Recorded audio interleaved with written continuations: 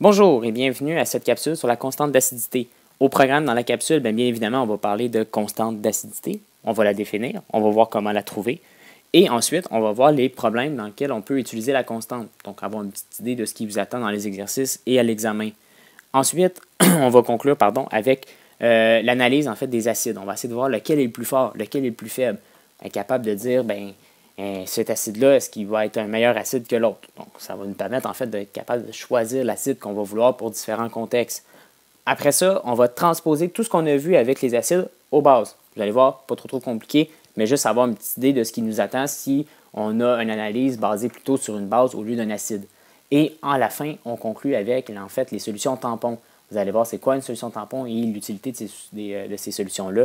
Vous allez voir que c'est assez pratique. Donc, si on veut commencer par la constante d'acidité, il faut bien évidemment définir c'est quoi une constante d'acidité.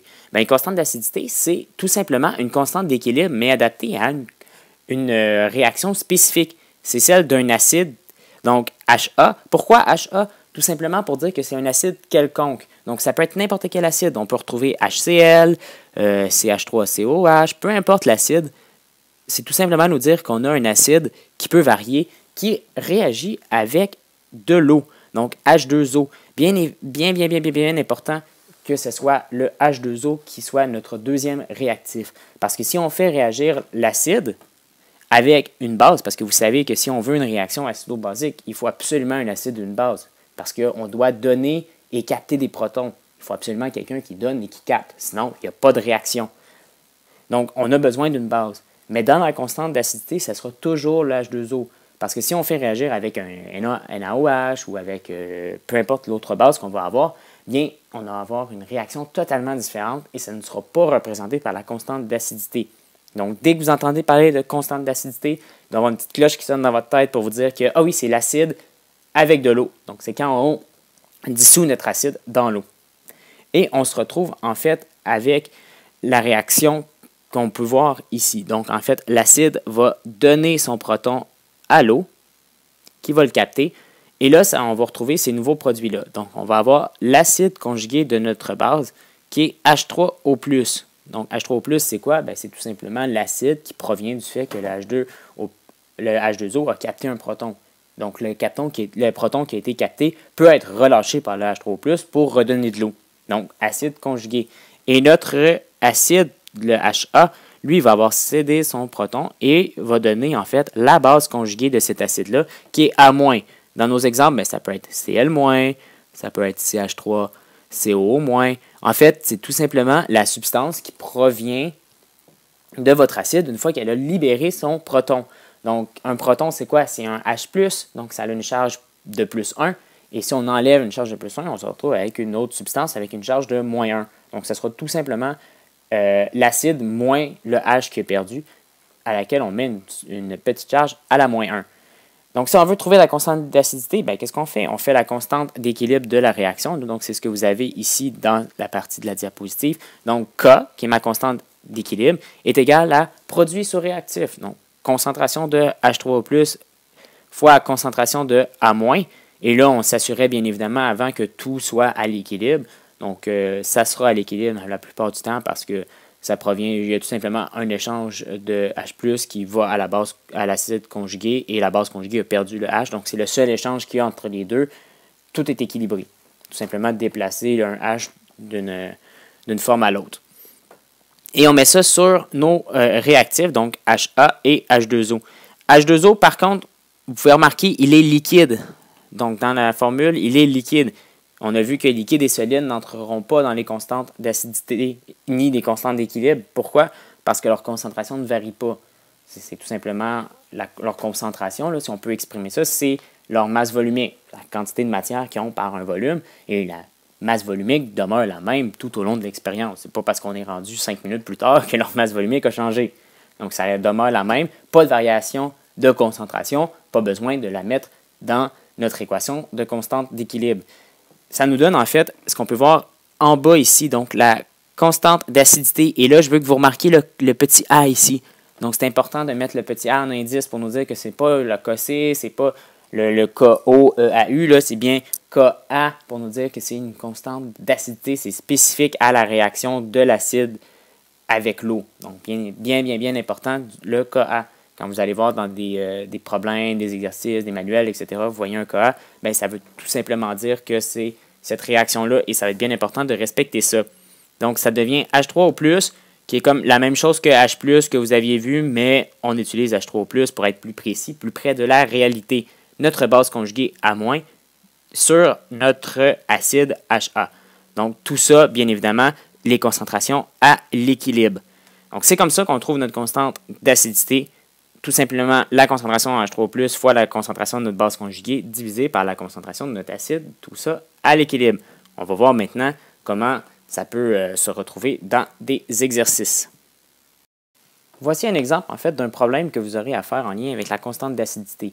Donc, on a une solution de HNO3 concentrée à 0,1 mol par litre et un pH de 1,21. Quelle est la constante d'équilibre? Donc, la constante d'acidité, Ka.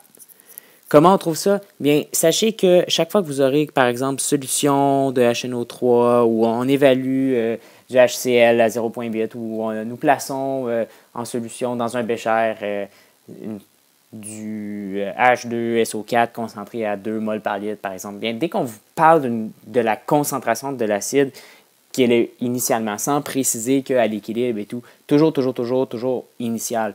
Donc, à moins qu'on vous précise que c'est la concentration obtenue à l'équilibre, considérez ça toujours contre la solution initiale. Ce ne sera pas toujours marqué « nous plaçons initialement », mais implicitement, quand on vous parle d'une solution concentrée à telle concentration, c'est notre concentration initiale. Donc, juste avant qu'on la mette dans l'eau, la concentration, dans ce cas-ci du HNO3, c'est 0,1 mol par litre. Donc, déjà placé dans notre tableau IRE, là, donc départ initial, équilibre.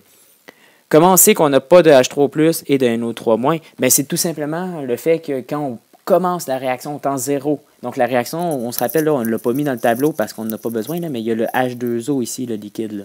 Donc, la réaction initiale, c'est dès qu'on met le HNO3 dans notre eau. Donc, initialement, tout le HNO3 il est ensemble. Donc, dès qu'on le met dans l'eau, c'est là qu'il se dissocie, c'est là qu'il commence. Mais au temps zéro, on n'a absolument aucun H3+ et NO3-. Donc, on va simplifier les problèmes comme ça et se dire qu'on a 0. Comment on a fait pour trouver que la concentration à l'équilibre était de 0,062 mol par litre pour les HNO3? Bien, c'est grâce au pH. Donc, on vous dit que le pH est à 1,21. Donc, pour avoir cette valeur-là de pH stable à 1,21, il faut attendre que l'équilibre s'installe.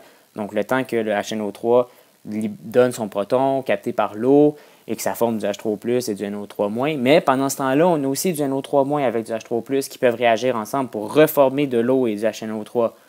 Il vient un temps où les deux réactions se font à la même vitesse, l'équilibre est atteint, donc on n'a plus de variation de chacun des côtés, le pH est stable, donc la concentration en H3O+ est stable, et on obtient 1,21. C'est donc à l'équilibre qu'on a cette valeur-là. Et on utilise l'équation qui est juste en haut du tableau, donc pH est égal à 1,21. Donc si on sait ça, on sait aussi, à l'aide de nos formules qu'on a vues un peu plus tôt, que H3O+ est égal, la concentration de H3O+ est égale à 10 exposant moins le pH, donc 10 exposant moins 1,21 sur votre petite pitonneuse, ça vous donne 0,062 mol par litre. Donc, c'est ce qu'on a placé là. Et après ça, il nous reste tout simplement à compléter notre tableau, comme on a fait plusieurs fois dans les problèmes avec les constantes d'acidité, d'équilibre, pardon. Donc, je vous avais dit, c'est important de faire vos exercices. Vous le voyez, ça revient. Donc, si vous n'avez pas maîtrisé cette partie-là avec les constantes d'équilibre, bien, tous les problèmes que vous allez faire vont se ressembler et vous aurez de la difficulté à réussir votre examen. Donc, c'est sûr que d'être capable de jouer avec les tableaux IRE, d'être capable de trouver les données, de retrouver des concentrations à l'équilibre, des choses comme ça, il va falloir absolument que vous soyez capable de le faire. Si vous n'êtes pas capable, attendez pas 2 jours avant l'examen. Venez me voir au bureau. OK, je vous rappelle, là, il vous reste encore des possibilités de rattraper votre note si vous n'êtes pas encore satisfait ou de conserver la note que vous avez. Donc, il faut mettre les efforts. Venez me voir au bureau. Ou Mme Talbot-Fournier, bien évidemment, vous pouvez aller la voir sans problème. Donc, la réaction, on sait que si on a 0,1 mol, bien, la seule chose qu'on sait, c'est le H3+. On est capable de savoir la différence entre les deux. Donc, si on part de 0 et on se rend à 0,062, on obtient une variation positive de 0,062. On peut faire la même chose après ça de chacun des côtés. Donc là, je ne l'avais pas divisé, mais bien important de le faire. Là. Prenez le temps de diviser réactif et produit. Donc mes réactifs, c'est juste le HNO3 et H3+, NO3, c'est mes produits. Donc, mon réactif est d'un côté, il va avoir une variation différente de H3+ et de NO3 parce qu'ils ne sont pas du même côté de l'équation. Donc, NO3- il va avoir la même variation parce qu'ils sont tous à un coefficient de 1. Donc, 1, 1 et 1. Donc, si on a une variation de 0,062 mol par litre, on a aussi une variation positive de 0,062 mol par litre pour notre autre produit. Par contre, notre réactif, lui, va avoir diminué de 0,062 parce qu'il a réagi pour créer les H3+ et les NO3-. Donc, on obtient qu'à l'équilibre, on a aussi 0,062 mol par litre de NO3. On se rappelle, pour trouver l'équilibre, qu'est-ce qu'on fait? On fait toujours concentration initiale plus la réaction, donc plus la deuxième ligne de notre tableau, et ça nous donne la réaction à l'équilibre. Donc 0 plus 0,062 me donne 0,062 mol par litre. Maintenant, si j'ai ma réaction initiale, ben j'ai 0,1 plus ma ligne à l'équilibre, donc 0,1 plus moins 0,062. Donc ça revient à 0,1 moins 0,062. Quand on fait l'addition de tout ça, ça nous donne 0,038 mol par litre. Et là, quand on a toutes nos concentrations en équilibre, on est très content parce qu'on peut utiliser la constante d'équilibre. Donc, notre constante Ka, bien important, là, je vous rappelle, parce que c'est la constante d'acidité, vu qu'on met de l'acide avec de l'eau. Donc, ce n'est pas la constante Kc, c'est vraiment Ka spécifique à cet acide-là. C'est H3O+ fois NO3 divisé par HNO3. Donc, toujours produit sur réactif. Et je vous répète encore une fois et toujours que c'est bien important d'ajouter ça à l'examen parce que moi, je vais vouloir, ou Mme Tabot-Fournier, je vais dire qu'il faut absolument que vous indiquiez votre constante d'acidité. C'est important, comme ça on sait que vous avez bien compris la réaction, que vous avez bien vérifié que c'était équilibré, votre réaction et tout. Donc, important de le mettre à l'examen, soit sur le côté quand vous inscrivez vos données ou lorsque vous êtes rendu à faire vos calculs, mais je veux voir l'équation de la constante d'acidité exprimée en fonction des concentrations comme ça, là.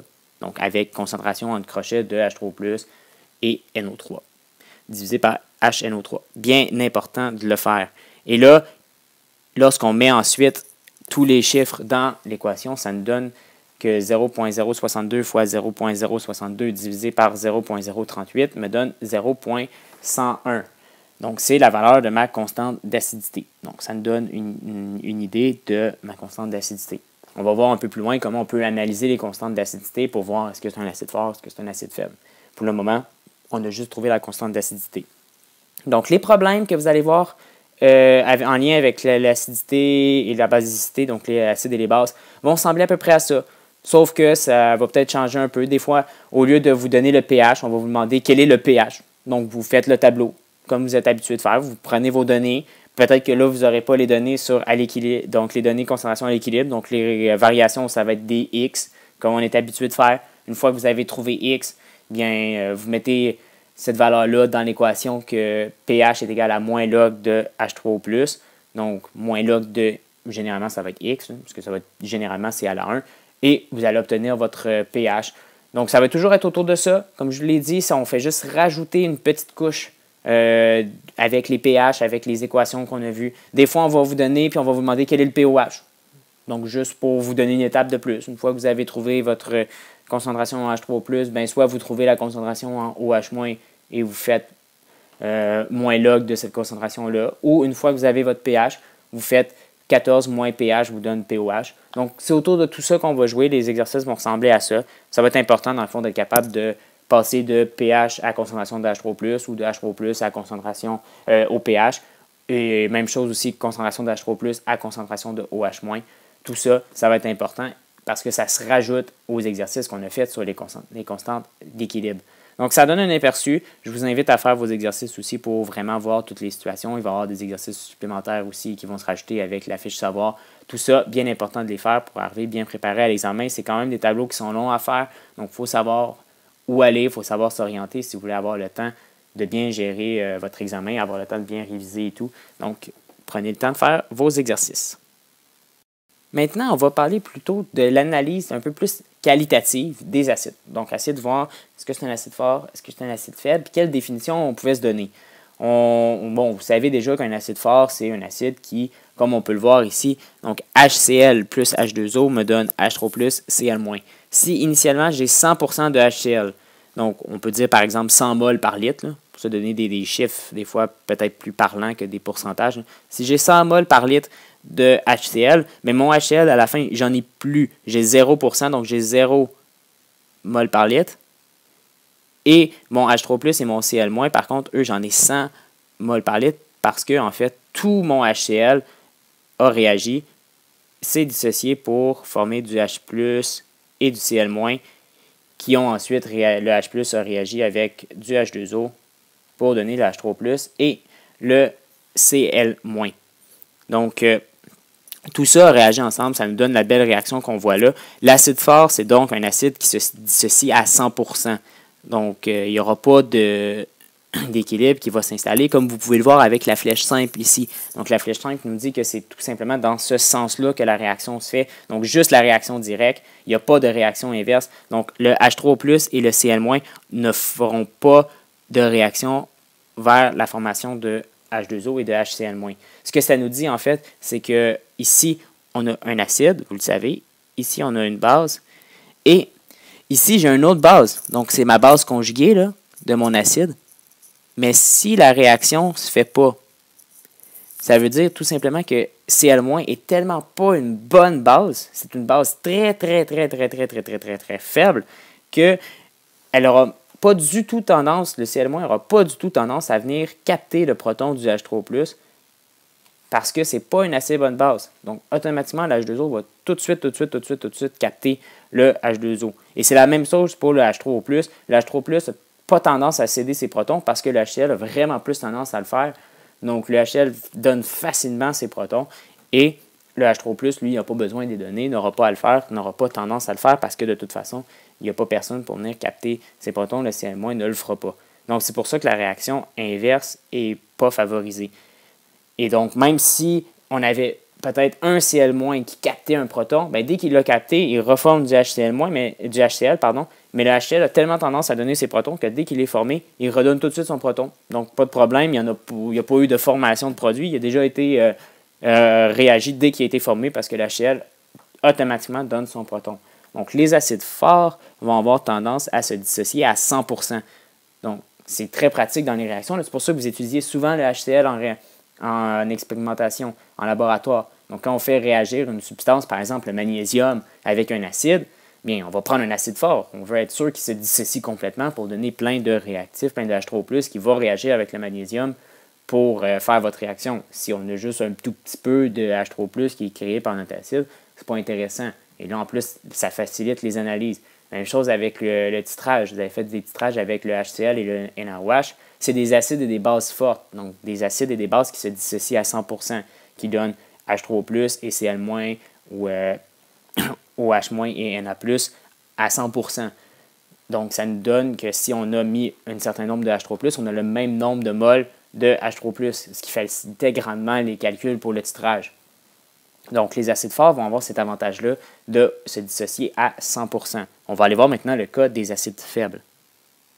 On a maintenant une autre situation où, au lieu d'avoir du HCl, on a du CH3COH, donc le fameux vinaigre qui revient encore, qui est en fait encore là à 100% au début, donc 100 mol par exemple par litre de CH3COH, sauf qu'on regarde qu'après la dissociation, donc lorsque l'équilibre est atteint, lorsqu'on a attendu un tout petit peu, on se retrouve avec 99%, donc 99 mol par litre de CH3COH et seulement 1 mol par litre de CH3CO-. Donc vraiment, la réaction est beaucoup moins efficace que ça l'était avant.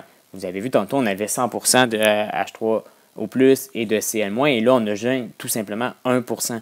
Donc le CH3COH, oui, c'est un acide. Oui, il a tendance à donner son proton, mais vous pouvez voir qu'il le fait assez faiblement. Et aussi, on a l'avantage qu'on a les trois substances ici. Donc, en solution, même si on a 1%, on a quand même du H3+ et du CH3CO- et du CH3COH. Donc, ça nous permet en fait de venir faire un équilibre. Donc, ça nous permet d'avoir la double flèche parce que là, on est capable d'avoir à la fois des CH3COH avec de l'eau et des H3+ et du CH3CO-. Donc, on va être capable avec les acides faibles d'avoir un équilibre, donc d'avoir une constante d'acidité. Dans le cas des acides forts ou des bases fortes, il n'y aura pas de constante d'acidité parce qu'eux ne feront pas d'équilibre chimique. Tout simplement, c'est dès qu'ils sont en réaction, se dissocient complètement, la réaction est complète, finie, n'est pas réversible. Contrairement à les acides faibles qui, eux, vont être réversibles. Donc, ils vont avoir la possibilité que le H3+ cède son proton au CH3CO- et redonne votre acide. Donc, ça va nous permettre, en fait, d'analyser ça. Donc, un acide faible, c'est quoi? C'est tout simplement un acide qui ne se dissocie pas complètement. Et on va être capable aussi de venir faire un peu comme on a fait ici, de venir donner le pourcentage, en fait, d'ionisation, qu'on va appeler, en fait, le pourcentage de dissociation de notre acide. Savoir que si, par exemple, j'ai un pourcentage de 34%, bien, ça veut dire que j'ai 34% de mon acide qui s'est dissocié. Si j'ai 54%, bien, j'ai quand même un bon pourcent. Donc, ça va nous permettre de savoir à quel pourcentage notre acide s'est dissocié pour pouvoir, en fait, aussi les comparer, les dissocier, être capable de nous dire, OK, ben ça, c'est un bon acide, ça, c'est un moins bon acide. Donc, on va aller voir ça ensemble. Donc, avant de parler des pourcentages d'ionisation, on va se donner des définitions plus concrètes des acides forts, donc au moins l'avoir défini comme il faut. Donc, un acide fort, c'est quoi? C'est ça se dissocie complètement en ion dans l'eau, donc ionisé à 100%. On dit que le Ka est très grand, donc grande concentration d'H3+. Donc, ce n'est pas tout à fait vrai parce que le Ka, en fait, n'existe pas. Il n'y en a pas. Mais si on était dissocié, par exemple, à 99,999999999%, juste pour dire qu'on a une toute petite quantité de HCl aussi qui peut rester en solution, bien là, on aurait une valeur très, très, très, très, très, très élevée de notre Ka. Par contre, l'acide faible, lui, c'est un acide qui s'ionise partiellement dans l'eau. Donc, s'il s'ionise partiellement dans l'eau, on a de toutes les substances encore en présence. On a donc une réaction réversible. Et le Ka va être une valeur très faible avec une petite concentration de H3O+. Donc, si on a un acide faible, s'ionise partiellement dans l'eau, donc entre 0 et 99% à peu près. Donc, de dissociation et on a les réactions réversibles et un petit Ka. Donc, vous voyez déjà, on peut le dire tout de suite, que si le Ka est grand, on a un acide fort et si le Ka est faible, on a un acide faible. Donc, juste en regardant les valeurs des constantes d'acidité qui existent, donc on peut trouver des tables avec toutes ces valeurs-là, on est capable de voir que si on a un Ka très faible, bien on a un acide plus faible. Donc, ça nous permet déjà d'avoir une façon d'analyser les valeurs des constantes. Pourquoi c'est ça? Bien, si vous regardez la valeur de la constante, c'est toujours produit sur réactif, donc produit sur réactif. Et nos produits, c'est H3+, et A- sur HA. Donc, si j'ai une valeur petite, ça veut dire que j'ai un petit nombre ici et je divise par un très grand nombre ici. Donc, petit nombre en haut me donne une petite valeur de H3+, petite valeur de H3+, pH, qui va être en fait beaucoup plus élevé, donc acide beaucoup plus faible. Donc, ça vient de là. Pas besoin nécessairement de vous rappeler que Ka petit égale acide faible, si vous êtes capable de vous rappeler de la valeur ici puis de le retrouver. Mais on peut se rappeler aussi très facilement que plus le Ka est faible, plus l'acide est faible. Donc, vous avez ici un exemple de ce qu'on peut faire avec les constantes d'acidité. Donc, j'ai deux acides, le CH3COH et le HF, avec chacune leur valeur de la constante d'équilibre. Donc, la constante d'acidité pour le CH3COH, c'est 1,8 fois 10 à la moins 5 et pour le HF, 6,7 fois 10 à la moins 3. Donc, si on vous demande de comparer la force des acides puis vous dire, par exemple, lequel est le plus fort, question très simple à l'examen, là, un choix de réponse, je vous donne 4 acides avec 4 valeurs de constante d'acidité, trouvez-moi le plus fort. Très simple à répondre, en plus, quand vous savez comment faire. Si la valeur, on se rappelle de si Ka, le Ka est grand, c'est un acide plus fort ou plus faible. On se rappelle, on avait dit que plus le Ka est grand, plus l'acide est fort. Donc, plus fort. Donc, si on regarde les deux entre lesquels on a 1,8 fois 10 à la moins 5 et 6,7 fois 10 à la moins 3. Faites attention, là, vous voyez 1,8 et 6,7. Sautez pas sur les conclusions et dire hey, 6,7 c'est plus grand que 1,8 nécessairement. Il faut faire attention. Il faut venir voir aussi les exposants. Donc, 10 à la moins 3 et 10 à la moins 5. 10 à la moins 3, c'est beaucoup plus grand que 10 à la moins 5. Donc, c'est le HF qui est l'acide le plus grand. Il faut faire attention. Donc là, dans ce cas-là, ça fonctionnait, mais faites-vous pas prendre à l'examen. Parce que des fois, ça pourrait être tout simplement, je pourrais mettre 1,8 ici et 6,7 là. Et là, vous pourriez être tenté de regarder, ah ben là, c'est le chiffre le plus gros, mais en fait, il faut voir la notation scientifique. Quitte à l'inscrire, quitte à le retranscrire en notation standard là, avec 0,00, etc. Donc, peut-être que ça peut vous aider aussi à ne pas vous tromper, mais normalement, vous devriez savoir que plus le chiffre est bas ici, à la moins, donc si c'est 10 à la moins 3, c'est plus grand que 10 à la moins 5. Donc, faites juste vérifier ça, juste pour être certain de ne pas vous tromper. Et si on vous demande de justifier, par exemple, ben, il fallait tout simplement dire que, dans ce cas-là, pourquoi notre HF est un acide plus fort? Parce que Ka du HF est plus grand que Ka du CH3. Du CH3COH. Moi, je vous conseille de prendre le temps d'inscrire ça aussi dans vos notes de cours. Vous rappelez pourquoi on a conclu que le HF est un acide plus fort. Donc, quelques exercices comme ça qui vont ressembler aussi, qui vont dans vos exercices. Prenez le temps de le faire. Prenez le temps de les regarder. C'est des questions assez simples à l'examen que vous êtes capable de répondre assez facilement. Tout simplement de se rappeler que plus le Ka est grand, plus l'acide est fort. Vous avez ici un autre tableau qui vous permet de décrire en fait la force d'un acide, donc selon plusieurs critères, plusieurs facteurs. Donc on a par exemple la valeur de Ka. On a vu que plus l'acide est fort, plus le Ka est élevé. Plus l'acide est faible, plus le Ka est faible.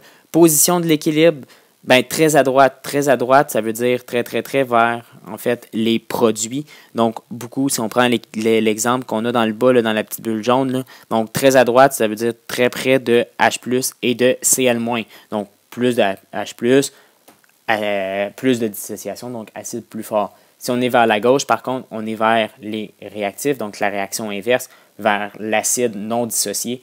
Donc, très à gauche nous donne un acide faible.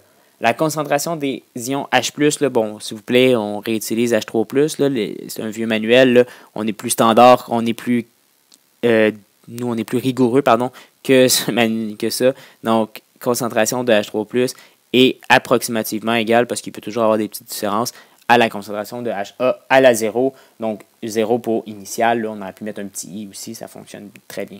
Donc, c'est intéressant avec les acides forts parce qu'on sait qu'à l'équilibre, on va avoir sensiblement la même concentration. Des fois, ça varie tellement peu qu'on peut dire, puis le négliger, cette variation-là, puis dire tout simplement égal à la concentration de notre acide. Concentration H3+ égale concentration d'un acide.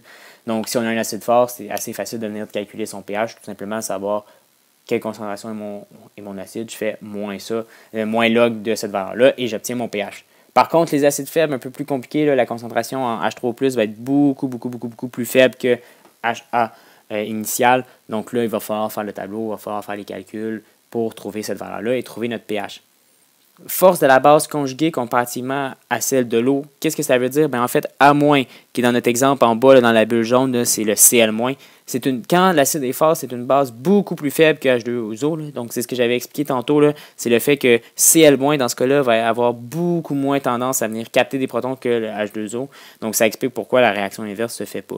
Donc, ça nous dit que la base Cl- est beaucoup plus faible que l'eau. Donc, c'est pour ça que la réaction se fait dans ce sens-là. Ça peut nous aider aussi à savoir dans quel sens les réactions se font si on fait des réactions avec des bases peut-être moins connues là, que l'eau, etc. Donc, on est moins habitué. Pourquoi la réaction va dans un sens plus que l'autre? Ça dépend en fait de la force de nos acides et de nos bases. On regarde de quel côté se trouvent les bases et les acides les plus fortes pour savoir de quel côté il y a un échange de protons. Et la base est beaucoup plus forte que H2O dans le cas d'un acide faible. Donc, c'est elle qui va avoir beaucoup plus tendance à venir capter le proton des H3+. Donc, ça a plus tendance à donner, en fait, l'acide non dissocié que l'acide dissocié. C'est pour ça qu'on se retrouve avec une dissociation beaucoup plus faible et une concentration en H3+ beaucoup plus faible que la concentration de notre acide. Donc, c'est un petit tableau qui permet de bien réviser ça.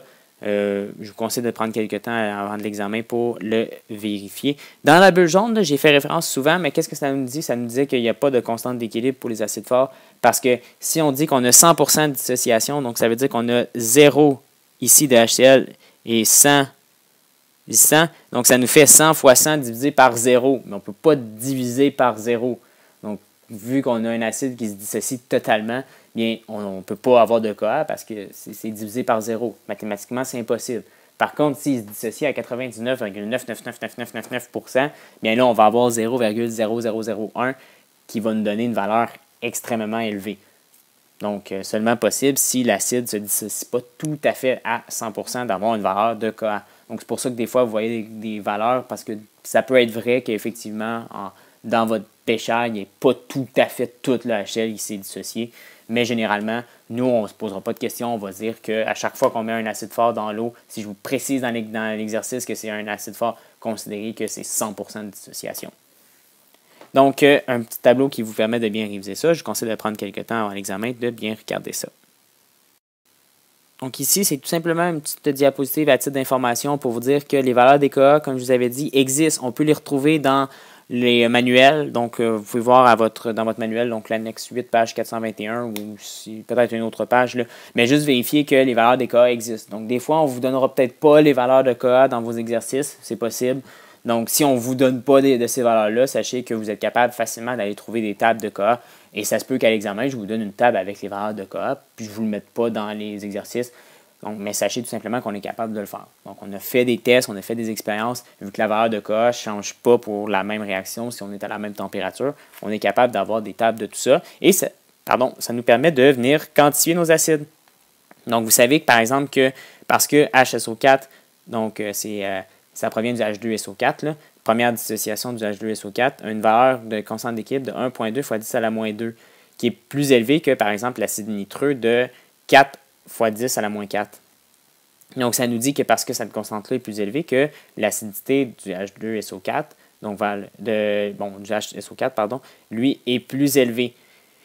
Donc, on ne sait jamais si vous vous faites kidnapper par quelqu'un et il vous demande choisis quel acide tu veux avoir pour être torturé. Bien, demandez-lui des tables de valeur des KA. Prenez le temps de regarder ça et choisissez la constante d'acidité la plus faible pour avoir un acide plus faible. Ça va faire moins mal. Donc, sait-on jamais, si vous vous faites kidnapper par quelqu'un qui vous propose ça, bien, vous savez quoi faire pour vous éviter un peu de douleur et que ça fasse un peu moins mal. Donc, allez vers le phénol, par exemple, là, qui est dans le bas de notre tableau. Là, donc, beaucoup moins acide que l'hydrogénosulfate, donc le HSO4-. C'est tout simplement me permettre de quantifier des acides comme ça. On va maintenant regarder le pourcentage d'ionisation. Donc, c'est quoi ça, le pourcentage d'ionisation? Bien, ça nous dit en fait à quel pourcentage notre acide s'est dissocié. Donc, si on a un pourcentage de 100%, ça veut dire que tout notre acide s'est dissocié. 50%, on a la moitié de l'acide qui s'est dissocié pour donner des H3+, et des A-. Et si on est à 25%, un quart, etc., etc. Donc, la formule, tout simplement, nombre de moles de l'acide ionisé en équilibre. Donc, comment on trouve ça? Bien, c'est la concentration, en fait, de nos ions. Donc, H3+, à l'équilibre. Ça fonctionne avec la concentration. Vous pouvez trouver le nombre de moles. Là. Donc, de toute façon, ça s'annule là, tant que les unités sont les mêmes. Donc, si vous faites des concentrations sur des concentrations, ça va. Si vous faites des nombres de moles sur des nombres de moles, ça va. Mais faites pas concentration d'H3+ à l'équilibre divisé par des nombres de moles. Ça ne marchera plus. Donc, il faut absolument qu'on garde les mêmes unités. Donc, soit H3+ à l'équilibre ou bien A- peut fonctionner aussi parce que c'est toujours des coefficients de 1. Donc, ce sera toujours équivalent, là, les deux, un à l'autre. Et on divise ça par le nombre de moles initial de l'acide, donc concentration par exemple de HA initial. Donc, contrairement à l'autre en haut, où on était au numérateur avec la valeur à l'équilibre, là on est à valeur initiale. Donc, ça va être important de ne pas se tromper, de ne pas se mélanger, que ici c'est équilibre et en bas initial. Et on fait x 100 pour obtenir un pourcentage comme vous êtes habitué. Donc, on a un exemple parce que, bien évidemment, ce qu'on va faire avec le pourcentage d'ionisation, c'est rajouter une petite difficulté supplémentaire aux exercices. Donc, encore là, on a encore une autre petite couche supplémentaire. On se base encore sur le tableau IRE. On va encore faire les mêmes choses. Donc, généralement, on va vous donner des valeurs, puis à la fin, on va tout simplement vous dire quel est le pourcentage d'ionisation. Donc, il va falloir venir trouver nos concentrations à l'équilibre, trouver notre valeur de concentration initiale de notre acide et faire le petit calcul. Mais la base, le squelette, le gros du problème reste encore le tableau IRE avec la variation et tout et tout. Donc, encore plus important de pratiquer cette partie-là de la matière, de le réviser, de le faire. Ensuite, on peut vous demander aussi des fois de vous donner le pourcentage d'ionisation et vous demander de trouver, par exemple, la concentration d'H3+ à l'équilibre avec ça pour venir placer ça dans le tableau IRE et faire vos calculs. Donc, on peut se servir de cette information-là supplémentaire pour rajouter une petite couche à vos problèmes. On a un exemple ici d'un problème, tout bête, solution de CH3COH concentrée à 0,1 mol par litre et que ça donne à l'équilibre H+, donc une concentration de H+, de 0,0044 mol par litre. Quel est le degré d'ionisation? Donc, qu'est-ce qu'on fait? Bien, on fait tout simplement comme on est habitué de faire, la valeur de la concentration de H3O+ à l'équilibre, donc dans ce cas-là, 0,0044. On divise par notre valeur initiale de CH3COH, qui est 0,1, et on fait x 100, ça nous donne 4,4%. Faites juste attention, des fois, on va peut-être vous dire que vous devez, par exemple, comme je vous avais dit tantôt, trouver la concentration de H3O+ à partir de votre pourcentage. Et si je reprends les mêmes données et que je dis que j'ai H3O+ divisé par 0,1 qui me donne 4,4, bien là, tu voyez, il faut faire attention parce que tout ça ici, c'est x 100. Il faut faire attention, là, je l'ai oublié, mais faites pas la même erreur parce que sinon, vous allez vous tromper. Donc, on est toujours porté à dire, ah, ben là, c'est le nombre de moles à l'équilibre sur le nombre de moles initial et ça me donne mon pourcentage, mais c'est x 100. Donc, il va falloir venir diviser par 100 de ce côté-là et diviser par 100 de l'autre côté pour venir isoler votre H3O+. Donc, ça ne vous donne pas nécessairement les mêmes valeurs si vous ne faites pas ce petit ajout-là. Donc, n'oubliez pas que le x 100 dans votre équation qui est là ici doit se retrouver quand vous isolez pour aller trouver la concentration, par exemple, de H3O+, ou la concentration initiale de votre acide. Bien important, ces petits problèmes-là, on pourrait se tromper assez facilement. Donc, c'est une autre façon de quantifier nos acides, de voir quel est le plus fort, quel est le plus faible, et de se rajouter des petites difficultés. Donc, prenez le temps de faire les exercices. Encore là, ça ne devrait pas trop causer de problème si vous arrivez bien préparé à l'examen. Voici d'ailleurs les exercices à faire pour vous préparer. Donc, page 338, 339, là, avec pas mal tous les exercices sur la constante d'acidité, acide-base, vous devriez être capable de faire ça. Donc, laissez pas traîner ça parce que ça va venir assez rapidement. Les examens vont être assez près, là, tous les examens en même temps. Donc, prenez le temps. Là, vous avez un long congé aussi qui s'en vient bientôt. Prenez ce long congé-là pour faire ces exercices-là. Parce que si ça traîne, vous allez voir que vous allez avoir beaucoup de problèmes à rattraper tout le retard. Maintenant, on regarde du côté des bases. Donc, les bases, ça va aller assez rapidement parce que c'est sensiblement la même chose que les acides, sauf qu'on va adapter un peu nos équations. Donc là, vous regardez ici, vous avez l'équation générale de la réaction d'une base avec de l'eau. Donc, B, on va l'appeler tout simplement B, plus H2O, me donne OH- et HB+, qui est en fait mon acide conjugué qui provient de ma base. Donc, ça, c'est l'équation générale. Peu importe que la base soit, par exemple, NaOH, qui me donne OH- et ma base, mon acide, par exemple, conjugué Na+. Donc, c'est des exemples comme ça. Il faut être capable de bien les identifier, d'être capable de retrouver ça. Et vous avez encore là les définitions. Là, c'est quoi une base forte? Bien, c'est encore là, le NaOH, c'est l'exemple parfait qui se dissocie à 100%, donc qui va capter tous les protons possibles. Et on n'est pas capable de calculer la constante de basicité. Donc, c'est tout simplement une base forte, comme l'acide forte, pas de problème avec ça. Comme un acide fort, pardon, pas de problème avec ça.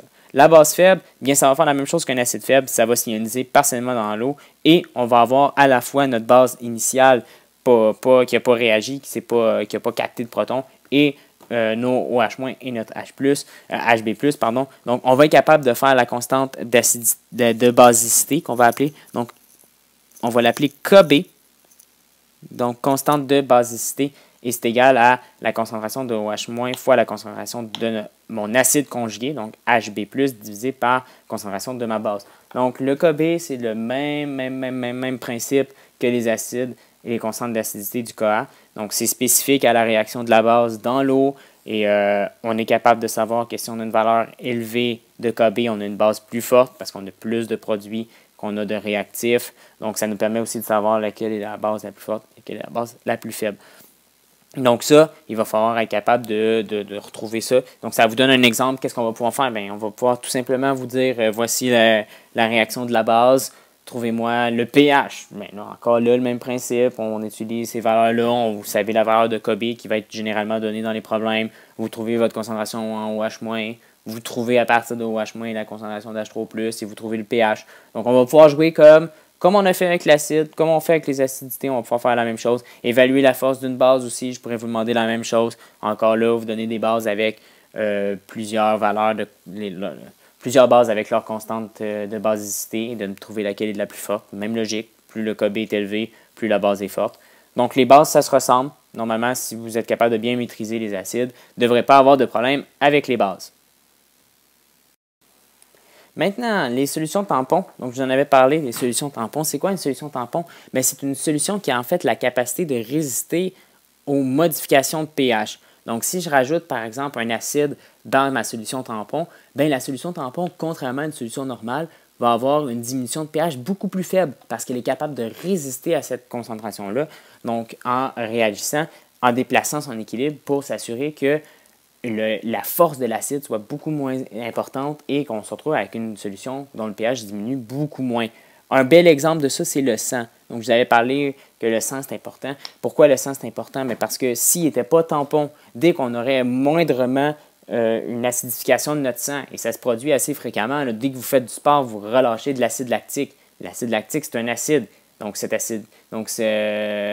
acide-là va libérer des protons et venir acidifier votre sang.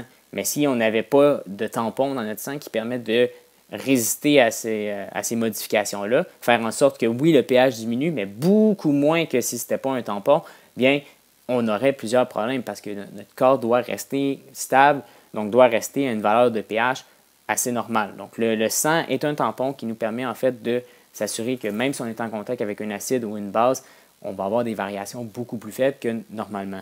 Comment on fait des solutions tampons? Bien, on utilise tout simplement un acide faible avec sa base conjuguée qui provient d'un sel de cet acide-là. Donc, par exemple, on pourrait avoir CH3COH et on met aussi, pour avoir une bonne concentration des deux, du CH3CO-,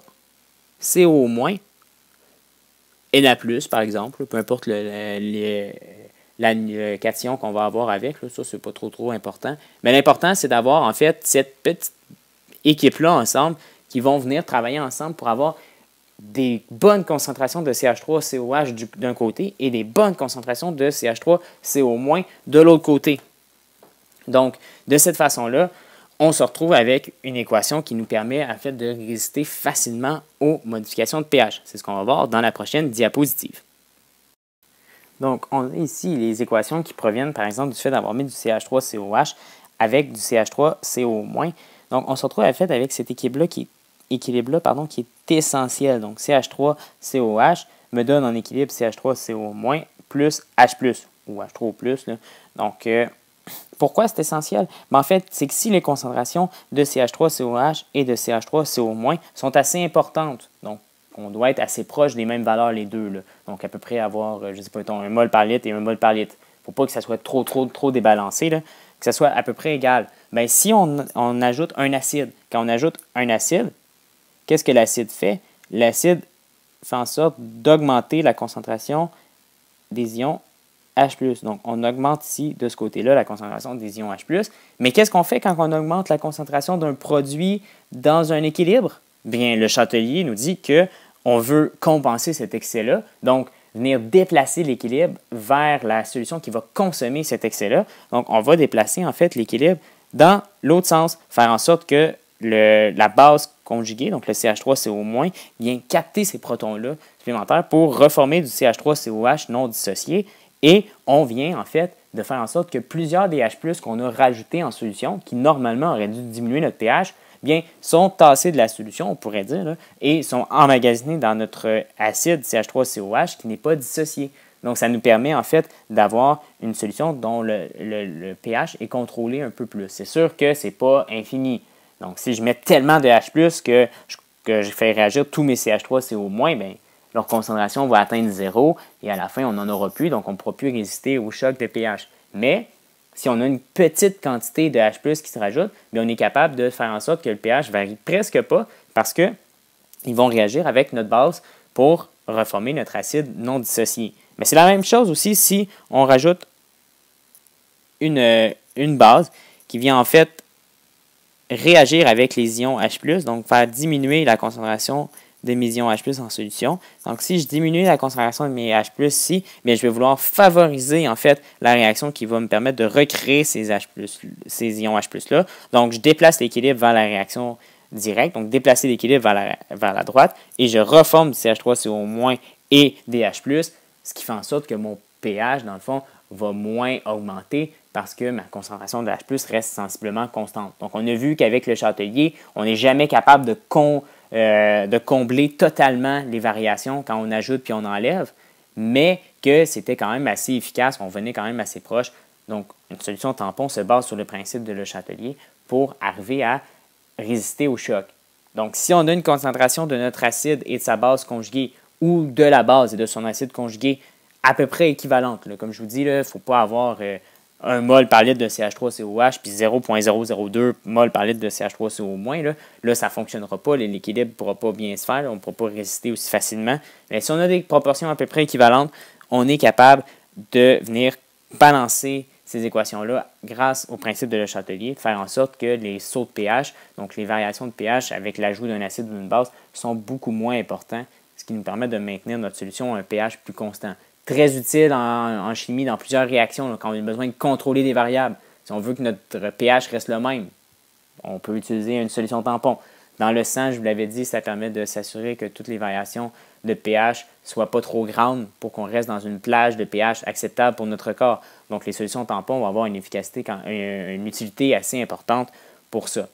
Donc, c'est ce qui complète notre tour d'horizon des acides et des bases. Donc, faites vos exercices, venez me poser vos questions. N'hésitez pas, vraiment, très important de venir me voir pour poser vos questions. Et je vous souhaite bonne étude.